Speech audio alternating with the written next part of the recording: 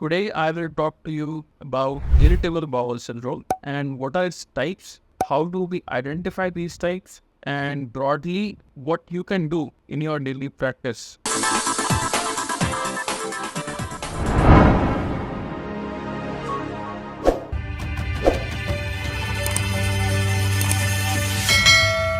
Hello everyone, I am Dr. Zubin Dev Sharma and I am a gastroenterologist and a hepatologist. Today I will talk to you about irritable bowel syndrome and what are its types, how do we identify these types, and broadly what you can do in your daily practice, your daily life to prevent yourself from the symptoms as well as flares of irritable bowel. We will cover the treatment part and management part in different video, but right now we'll just cover what is IBS and how many types things. So let's start with a discussion on irritable bowel syndrome. So IBS, as you may have heard from across your friends, from internet, from various videos, is named as irritable bowel syndrome. There is a reason why it is named as IBS or irritable bowel. So it used to be believed in the earlier times that there is structurally nothing wrong with the intestines. It is just that they are more irritable than a normal person. That's why the name stuck as an irritable bowel syndrome. But in the last 10 years, a lot of research and data has actually come across in IBS and various actual abnormalities have been identified. And today, irritable bowel syndrome is treated and understood as a chronic means long-standing, relapsing, remitting, that simply means there are days when they are good and there are days when they are bad. A syndrome or an illness which affects a lot of people across the world. And when you have this condition, a doctor can easily make this diagnosis on the basis of your history and then order some tests to rule out few more things. These few more things include diseases like inflammatory bowel disease, which is a different disease altogether, or they may want to also rule out things which are affecting the motility of your intestines. When I say motility, I mean the movements of your intestines, because those are different set of disorders.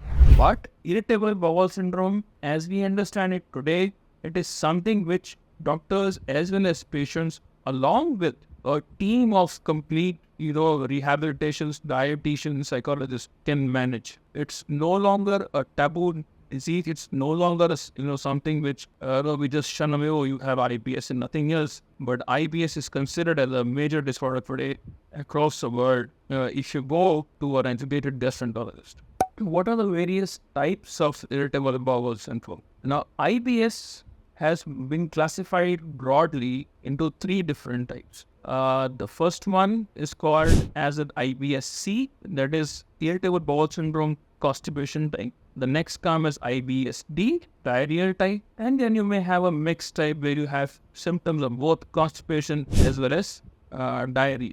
There's also a fourth type where you may have none of these features or on and off these features, but you may have more of a pain in your tummy or bloating. That is your unclassified type. So how do we decide as doctors whether you have diarrhea or constipation? It is purely based on your history. If you have pain abdomen associated with an altered bowel habits, where 70% of the time you are spending with constipated stools based on certain objective charts, we'll show you a stool chart to decide what kind of motions do you have. And then we decide whether you lie in IBS-D or IBS constipation. Your frequency of stools, your consistency of stools, what kind of stools you are passing out, that is what will tell us whether what kind of IBS do you have. Once we have decided the kind of IBS do you have, the treatment also varies accordingly. For example, if you have a constipation predominant type, I have to manage your constipation along with your pain. If you have diarrhea subtype, I have to manage your diarrhea along with your pain. So IBS treatment is not one drug fit for all. It is a customized treatment based on what kind of symptoms do you have. What are the symptoms that are associated with an IBS, whether it's diarrheal subtype or constipation subtype? There are a lot of other associated features. You may be bloated, you may have a brain fog, you may be feeling dull throughout the day, you may have body aches all over, you may be feeling nauseous, you may not feel like eating. All these symptoms can be associated with IBS. there are few certain features which are red flags for us. When you say red flags, it's something which alerts us that okay, we may be doing something more than IBS. For example, if you lost your weight significantly, if you are passing blood along in the stools, if your appetite goes for a toss, is completely you can't eat anything. When you have all these features, the symptoms developing or suggesting of IBS at a very extreme of age, in a very young or in a very old, these are red flags for me. Then I have to investigate in a bit more detail than just labeling you as IBS. So understand is that IBS is definitely an illness of a long-term, effects. We understand it has some changes now in the last 10 years. A lot of science has gone into it. There are ways to manage it. There are ways to, manage your symptoms well. We do not still know why exactly IBS happens in certain patients and in certain they do not. There are a few theories around it. There is, again, as I said, in the last 10 years, a lot of data and science has come into it. There are theories based on your